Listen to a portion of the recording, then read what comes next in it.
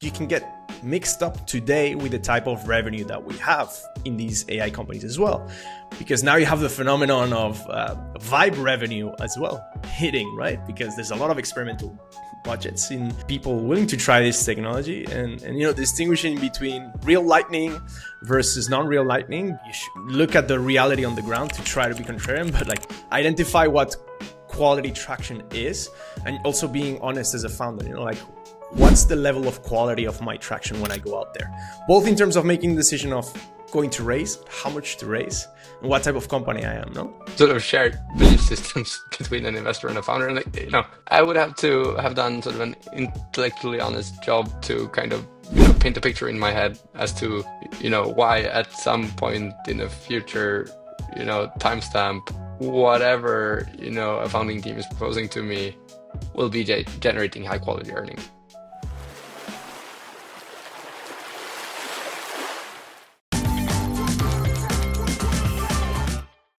What's up, man? How's it going? What's up? All good. Long time no see. Very happy to be back talking to you, Ivan. A pleasure to have you. Context, Björn's my friend, works at Heartcore, super nice guy from the Nordics investing. So I think we'll just get into it a little bit, give us your little life story and how you stumble into VC. Yeah, so maybe I'll start from the cradle. I always try to do that, but I have this quirk, which is that my mom is from the very southern tip of the planet, and my dad is from the northern tip of the planet. So they kind of agreed on the middle ground here in Sweden, between northern Norway and Chile. I've been born and raised, but always had this little international bent for obvious reasons. Quite a few years living abroad, at least in aggregate. So I've been, living in Spain, living in France, living in the United States, living in Switzerland, and sort of from time to time in shorter stints also in Copenhagen. Fast forward academically, I studied at the Stockholm School of Economics, did a bachelor's degree in econometrics, followed by corporate finance and investment management degree, and a master's level at the same university.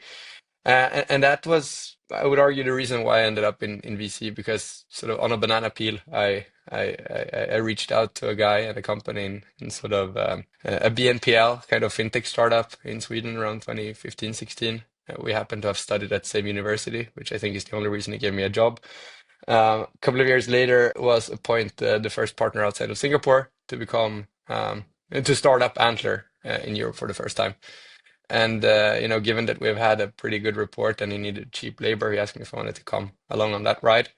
So together with him and two other guys, I was lucky enough to be one of the first three people to set up Antler outside of Singapore. That was the Stockholm office. Eventually, it kind of sprawled into both a Norwegian, a Danish, a German, a Dutch, a British, a Spanish office, and it's a kind of beautiful kind of combination of operator experience, really spinning up the fund, hiring founders to the Antler programs, investing into companies within the Antler program, and most importantly, I think being a quasi co-founder to 100 different teams throughout a 2.5 year period with Antler. Antler also starts companies that are not profitable, so you have to kind of somehow navigate the follow-on investor landscape.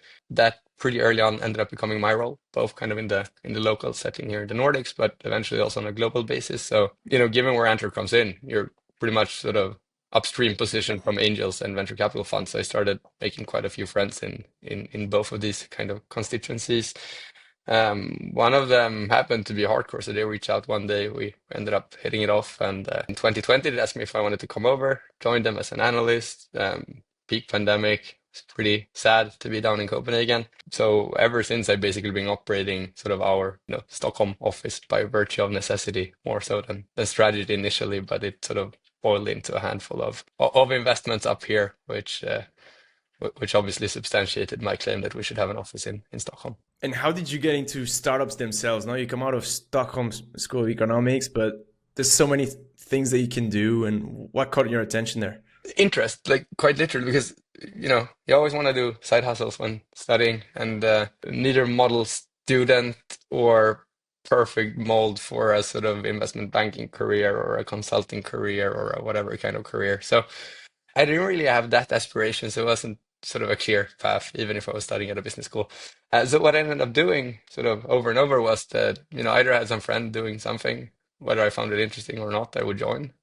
Particular interest that I would have that, eventually a job came up and overwhelmingly it tended to be startups. So one of the first companies I joined was kind of a crowdfunding platform, very, very small scale startup for professional athletes. And the entire idea was to kind of help finance, talents, kind of aspirations to become professionals and eventually get a share of the earnings. It didn't really go that well. I guess you have sort of an adverse selection with with the athletes that need that kind of financing solution. But I like sports. I happen to be at least moderately interested in kind of investment activity writ large. And yes, I just, not knowingly did a bunch of startup work because I thought it was fun, more so than, actively pursuing a career in anything really. Yeah, most people just stumble on it. One thing I've noticed from you, just speaking a bunch of times over the years since I met you, is you're intensely curious, you have a bias to action, and then you like to do stuff and you have interesting takes on things. You take an idea and you slice it from different angles. So whenever we've talked about a market or a trend or whatever, you always have like very good orthogonal takes. So with that in mind, like tell me a bit more about Heartcore, no? Because I think it's a super interesting thesis, very different, both the positioning, like even the emotion that you get from the website, and the types of investments that you do. I think it's at least super original and then very suited to your character from what I know So love to hear a little bit more about that. Este podcast está patrocinado por Ringover. Dirigir un equipo comercial puede ser un completo caos si no tienes las herramientas adecuadas. A todos nos gusta simplificar, y ahí es donde entra en juego Ringover. Para los que no lo conocéis, Ringover es un software de comunicación omnicanal con inteligencia artificial diseñado por y para equipos de ventas. Además de integrar todas las conversaciones en un único lugar, marca la diferencia con estadísticas en tiempo real, para ver cómo va la actividad del equipo al momento, y con Speech Analytics e IA, que resumen cada llamada, automatizan la entrada de datos en el CRM y hasta ofrecen consejos para que los comerciales mejoren tras cada conversación. Si nunca lo has probado, te lo recomiendo. Puedes hacerlo gratis en ringover.es y en el link que te encontrarás en la descripción. Our entire sort of investment premise and reason for being is to invest in happiness. And it sounds fluffy to most people, I think, at first glance. But over the years, I think two things are true about Heartcore. One is that we've been sort of evolving with times. We would invest in something in our 2007 fund generation. And then, our areas for interest would be slightly revised in 2012 and 16, 19. And for each fund generation, basically we'll have to kind of adapt to the times we live in. The one kind of constant, I think, which seems like a fundamental truth in any startup that's creating any sort of meaningful enterprise value is that on some level you are delivering happiness, however sort of philosophical and fluffy that is.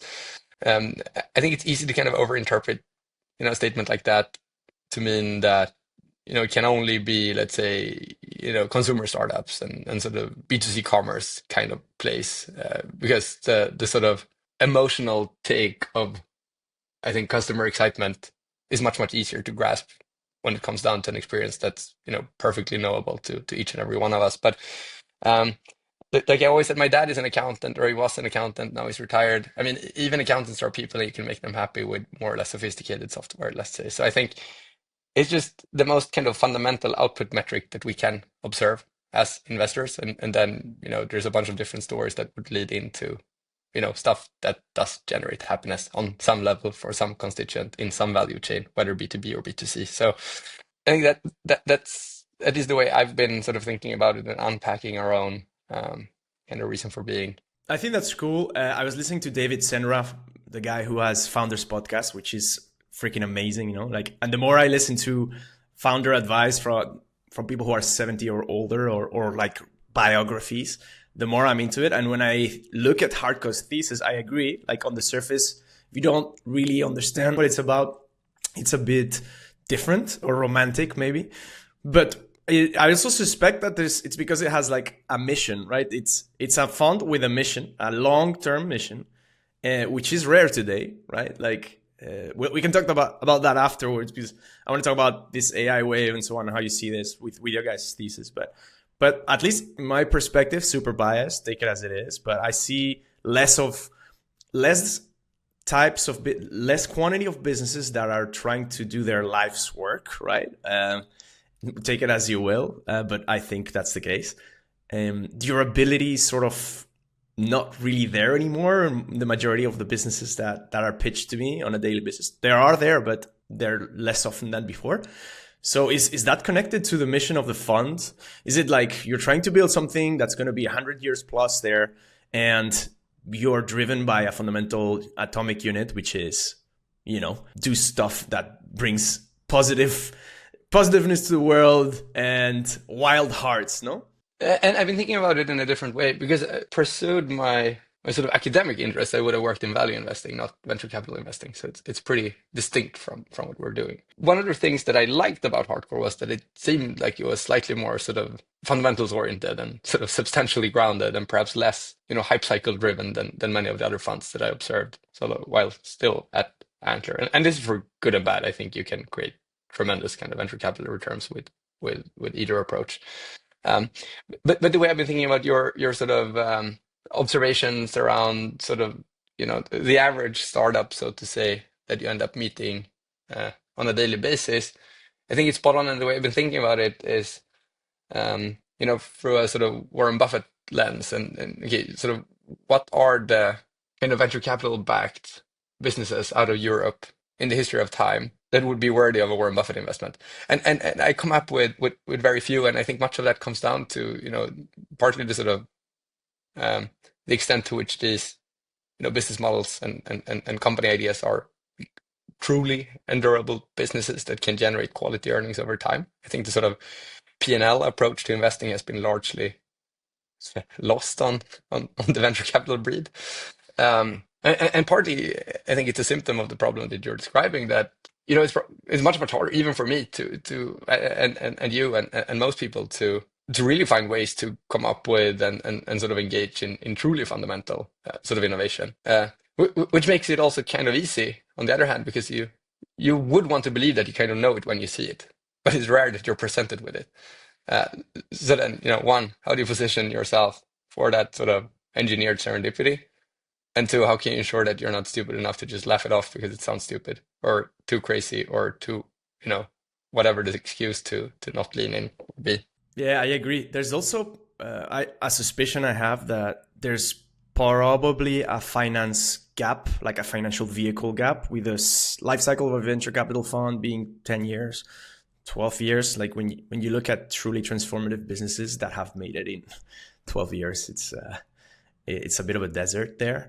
So part of it, I think, is the asset class in a way that just limits you in terms of the type of companies they can invest in. Like I'm thinking of a couple of companies in our portfolio, even that are tremendous companies, but that are taking longer than they should to make to get escape velocity. They're well on their path, but you have to return money to your LPs, and that's just the reality of the asset class. So part of me thinks, and there's a gap in different places, particularly in Europe. I could be wrong here, but one is we have a bias towards venture capital when it's less than 0.1% of all the deals that should be out there. And because the startup ecosystem is less mature, people have a tendency to think VC first, when, your business might be perfectly beautiful without venture capital, but it's just not there. And for those types of businesses, oftentimes there's no financial vehicle for them to get supported. Banks are not financing them.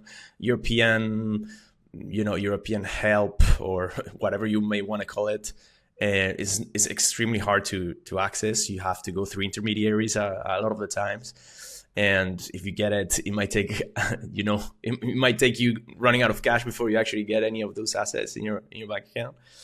So I think there's a gap there, and there's a gap into the truly transformational, more deep tech, if you want to brand it that way. It's extremely hard to invest in deep tech with a 10-year life cycle, right? And if you invest at pre-seed, it's even longer. So my sense, and I'm curious to hear yours, no? But to invest in truly transformational, we're talking about specifically, durable, beautiful businesses, a la Apple, for example, or Warren Buffett's portfolio worthy, or Costco. You need longer than 10 years for sure, right? So, but those are two obvious gaps that I see in the financing market in Europe. And we know it's a chicken and egg problem also. There's a liquidity problem on the other side. There's a cultural problem on the other. There's a market fragmentation on the other. There's a regulatory piece and so on. I know that some funds are trying to extend the vehicle, right? Like, I don't know if you've thought about this or what market gaps we need to plug here in Europe. I know from kind of a hardcore perspective that, partly my older colleagues, the more seasoned ones, I think they've done a really, really good job. So our LPs have gotten very, very nice to us. So I think, in many instances, we have been fortunate enough to be allowed to have pretty long kind of holding periods for companies that we're also seeing that, much of the value creation is pretty tail ended, so to say. So we do these kind of quarterly portfolio reviews, and it happens more often than not that the messy middle is where the value sits, and whatever ranks high at a given point in time may no longer rank high tomorrow, because you might be on which in reality might be more of a vicious kind of very fast kind of funding hamster wheel type upward trajectory cycle, in terms of ramping valuations, in terms of ramping sort of the size of your balance sheet. And more often than not, or I guess the challenge that most people would face in such an environment would be that, really the sort of substance that does not necessarily follow, your price tag. And that I think we're seeing repeatedly. And in our case, it's not sort of contractually agreed. It's just that there's this kind of seeming tacit agreement with many of our LPs that it does take time to create a lot of value, and if we kind of delay that gratification somewhat, the IRR hurdle is still met, but it's sort of tail-ended and lopsided, so we have to be patient, and that really I think is one of the beauties of hardcore. We can position ourselves to be a little bit more long term. Este podcast está patrocinado por Gong. Gong es una plataforma de inteligencia artificial optimizada para hispanohablantes y elegida por muchas compañías líderes. Si quieres aprender cómo cerrar más oportunidades, hacer proyecciones de ventas mucho más precisas y conseguir insights en tiempo real sobre tu mercado y tus competidores, vete a gong.io/demo para verlo en vivo. Yep, that's super interesting. Moving on a little bit to pricing also, and like what you see, because I think we overlap in certain stages of investing, no? But I was taking a look at European-wide, and you probably see this also, but like I was looking at European-wide seed investments in AI, loosely in AI, okay? There's some stuff that's more infra, but there's also, vertical AI type of stuff or medical AI that also falls into this bucket. Over the month of April, I was taking a look at like 30 companies or so. And I was just curious, because I saw this post from, I think his name is Peter Walker from Carta, and he was sharing some numbers on the state of seed, and the guy had a super interesting point here. It's like in 2021, we had obviously more deals than ever and a super frothy market, but there was like Q1 2021, I think it was, we had 1,200 seed deals. I think this is across the US also, and data from 26,000 rounds or so. In Q1 2025, that we've gone through 1,200 to 600, so cut half, right? And the valuations are kind of in the same point. So it's kind of like we're entering this barbell market where it's actually much harder to raise a seed. But if you are an AI company, valuations are still up there. So AI company loosely taken, right? So, and I'm looking at the average seed rounds. They're like 3.5 million euros or so at 14 million. I don't know. I think we're looking at a number that is closely approaching or almost identical to US rounds.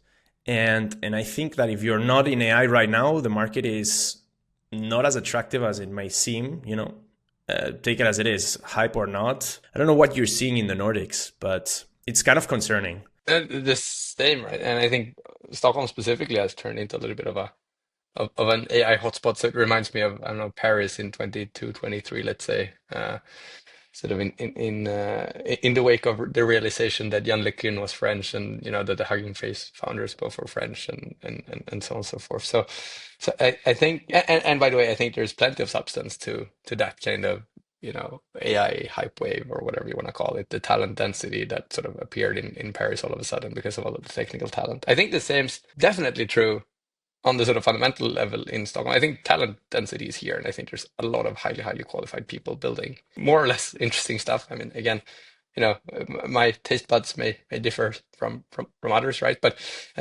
what is definitely true is that there's plenty of great people around here, and some of them are definitely worthy of venture capital financing for sure. And I think it's the pricing problem, so to say, that you're, I think, rightfully mentioning.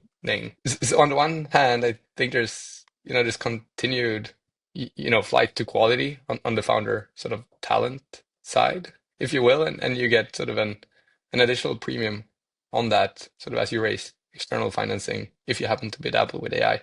And again, depends who you ask, right? I think probably not great for the average kind of investor.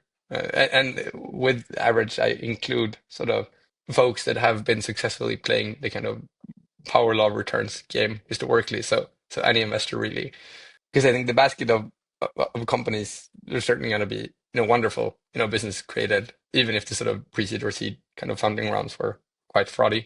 So for founders, at least in the short term, I think it's great. Then sort of for investors, I think it's also great because you can either opt in or you can opt out, and you can pretty much say that sort of on a systemic level, it's going to create a lot of value and plenty of wonderful companies. But competition is simply too high. And then what happens if you look the other way? I think you basically get this kind of tale of two cities. And depending on sort of how loosely you end up defining, AI, I think you can find sort of decently priced companies that de facto are engaging with some sort of applied AI kind of functionality to whatever it is they're building, but kind of fall outside of the hype cluster. Because I think starting or running a company in this day and age, I think it'd be hard pressed to not have some sort of embedded AI somewhere in what you're doing, whether that's internal processes or kind of customer facing. There's certainly some of it sort of driving your activity. I don't know. My kind of non-answer is that I agree with you, but I think it creates opportunity elsewhere, and I don't think the sort of bifurcation is as strong as many people would want it to be. So I think where my mind is headed is more perhaps to, let's say, more wonky kind of vertical AI applications than the horizontal stuff. Yeah, I guess my concern is more about managing, expectations for your following round, right? So can you do 2-3x? Can you fill those shoes in valuation over the next 18 months if you're raising a seed round at basically the same valuation that the cohort of 2012, 2016 Series A were doing, right? So that means in 18 months, you gotta get fill the shoes of a valuation that justifies maybe 50, 60 million post money with the metrics that entails, right? Despite valuation, inflation, and so on. So I think it's creating a distortion in the market that people underestimate to a certain degree. I may be completely wrong. And there's also an argument to be made that there's certain category of companies today, due to the technology and the business model, let's keep it simple, of what we're seeing, that maybe just need to raise once. That's completely possible. But if you're not absolutely sure that that's you, beware, because if you kill your momentum in terms of your storytelling and your cap table management and expectations, it's extremely hard to come back from that. And there's beautiful businesses in the making that could be shooting themselves in the foot. Now, I'm not saying you should give away equity in the slightest. I'm just saying beware of how you manage your equity storytelling, because I feel like there's a lot of people here who do not take that into consideration. And a little bit on the same, I'm curious to get your take on that, but kind of in the same realm of things, right? We're seeing on one side extremely high valuations for AI companies, and everything else is almost, we saw the numbers, right? Half of the seed rounds that we had in 2021, which we're taking a false baseline because 2021 was hype, but you get my point. And it also makes me think of, there's this guy called Rex from Digital Native that I really like his newsletter. And he had a newsletter that keeps coming back into my mind, called Chasing Heat versus Being Contrary. I'm sure you've seen it, right?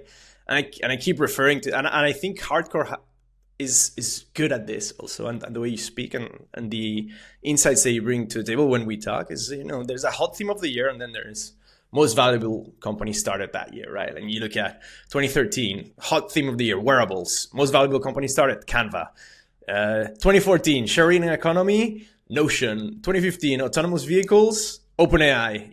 OpenAI 2015. So right now, everything is overhyped. If we're chasing the heat here, you're likely not being contrarian enough, and the alpha is not there. So you layer that on top of the valuation trap that I'm referring to, that if you're not one of those breakout companies that can raise a 5 million seed at 20 million pre-money and then just run forever, beware, no? And there's exceptions, but yeah, I think there's a balance there between being contrarian and valuations and what's happening in Europe.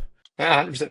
But I think it's also, there's always an ongoing hype cycle. I mean, to your point, right? Whether that's sharing economy or Web3 or, metaverse or, EV charging or something else, right? And on that, my all-time favorite LinkedIn post was from this guy at Angular, David Patterson, who he had that exact same observations. He just created a table and basically had sort of a Google Trends keyword search and said that observed and opined on the fact that, Uber and Lyft were founded in, I don't know, 2000 and let's say 12.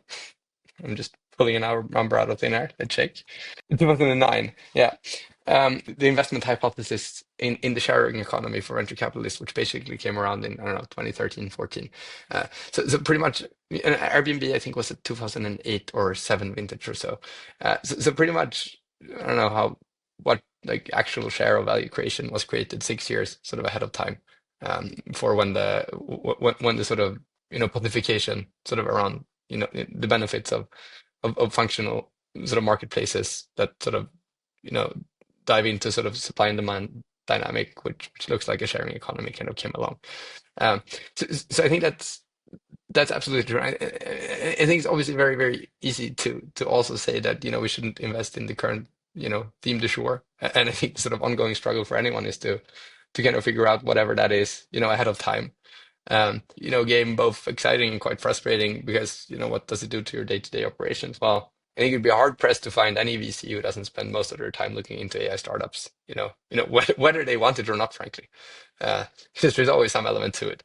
But it's also kind of the rational sort of answer from any founder to just lean into what may make their lives easier, at least from sort of a capital formation point of view. So I think a continuation of this always on fundraising dance between investors and startups, and that's why I think some true sense of personal chemistry and understanding of who you're investing in just becomes increasingly important. And that I think is probably one of the bigger dangers of these kind of hype cycles, that you just compress funding round time lengths into days or hours, as opposed to actually sort of relationally grounded agreements between the investors and the startups that they end up getting in business with. That to me is the real danger. Then the other thing I would say with a given hype cycle, like I think the system is basically geared towards hype cycles. Right? It's like there's always a bigger fund, so you always get the kind of the buck stops with SoftBank kind of logic, but you can always pass it on, so all the way up to the biggest kind of fish in the pond. Yeah, especially in Europe, where liquidity markets need to be worked on. Let's put it that way. So we have less options. I'm hoping for more secondary markets to open up, or at least some initiatives in that front. What you were saying also reminds me of this analysis from Cole Rothman on Twitter. Super interesting. He pulled out a data set from breakout companies, like 5 billion plus startups, what they looked like at Series A, right? And they were looking at the median Series A valuation for 2012 to 2016. Series A was 19 million. So very close to our seeds today, right? Most were below 30 million, many under 15 million. Benchmark led 1 in 3 of these A rounds. And basically over 50% of these Series A's of 5 million plus were done by 9 firms. So bringing that back to the seed hype cycle, the valuations, what's going on, the mixture of excess capital relative to potential talent. Let's say, I think that the ratio right now may be a little bit disadjusted. But if you zoom out, we actually need much more venture capital in Europe.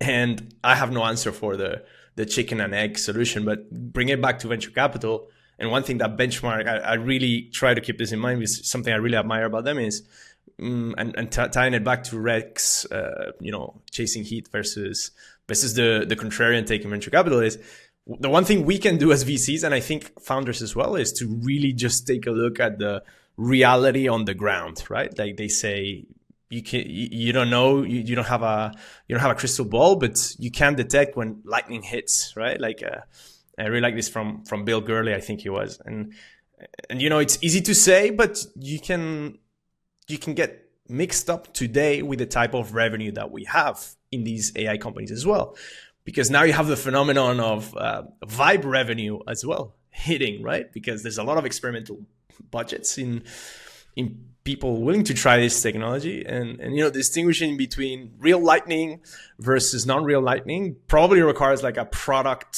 thinking approach to evaluating what they call liquidity quality, right? Like the quality of the traction of this company. So maybe that's a good takeaway from this podcast as well, because I think you've referred to a lot of this, and so have I, is like you should look at the reality on the ground to try to be contrarian, but like identify what quality traction is, and also being honest as a founder, like what's the level of quality of my traction when I go out there, both in terms of making the decision of going to raise, how much to raise, and what type of company I am, no? Sort of shared belief systems between an investor and a founder. And I would have to have done sort of an intellectually honest job to kind of, paint a picture in my head as to, why at some point in the future, timestamp, whatever, a founding team is proposing to me will be generating high quality earnings. And might be wrong. I'm probably going to be dead wrong most of the time.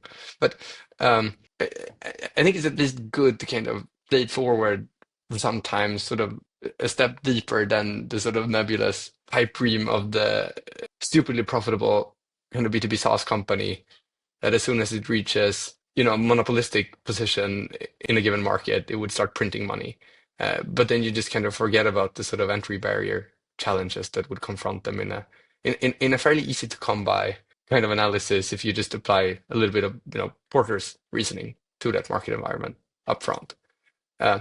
And then, for whatever reason, you might want to deviate from that assessment, even if, let's say, entry barriers seem lower than you would want them to be for a category where you just be, printing money at destination. But at least I think at some point there has to be sort of a P&L grounded fundamental belief that, at some point in the future, this thing will be self-sustaining and sort of a standalone business that might be attractive to a guy like Warren Buffett. End of story. It's so hard though, because especially in early stage, things change so much. Any financial statement is useless. We both know this. Absolutely. But it's like if you pay for you're still investing behind a founder and a narrative. The narrative you can opine on, and the other one you can be sort of a layman's psychology about. Painfully aware that like whatever narrative you paint in your head to sort of underwrite a given investment is highly likely to digress from reality. Even a year from now. But at some point in time, you have to have had conviction in both the founder and the business. Like, why would anyone ever deploy money if they can't have both? That's another quip. Like, you don't have to swing at all bats in baseball, because why would you? So you can afford yourself the luxury to be awfully convinced about both of them at the same time. And again, your belief system might be wrong. Ideally, it's shared with whoever you get in business with. But at least to me, that seems like the only long-termistic way to underwrite any kind of early stage opportunity. Problem is that it happens rarely. Yeah, and often you hold two contradictory ideas in your mind when you're assessing these opportunities, because you have your rational mind, and then you have your instinct, and then you don't know how well tuned your instinct is, and then your rational mind is also subject to all sorts of bias, and then you add on the hype, which we're super susceptible to, even if you think or not, as humans, right? So it's not an easy job. What's definitely harder than our job is being a founder, and navigate all these things. So to wrap this up, maybe a few conclusions. Would love to see a bunch of mission-driven, long-lasting, durable life work type of businesses more in Europe. I think liquidity markets could be worked on in Europe as well. Beware of the seed and Series A valuation trap, depending on the business type that you are, and filling in those shoes. And yeah, I think the last one would be the contrarian point, trying to keep your ear really close to the ground in terms of looking at quality of traction and the type of business that you're building, both towards yourself as a founder and when you're talking to venture capitalists. And hopefully we gave a bit of a flavor of of the type of stuff that goes through our minds, even if it's a little all over the place. But yeah, thank you so much, man. Super interesting, the conversation, and as usual, come say hello in Barcelona, man. Haven't seen you in a Yes, while. definitely. It's been way too long since I've been to Spain. Awesome, man. And it was good chatting. Thank you, bro. Ciao, ciao.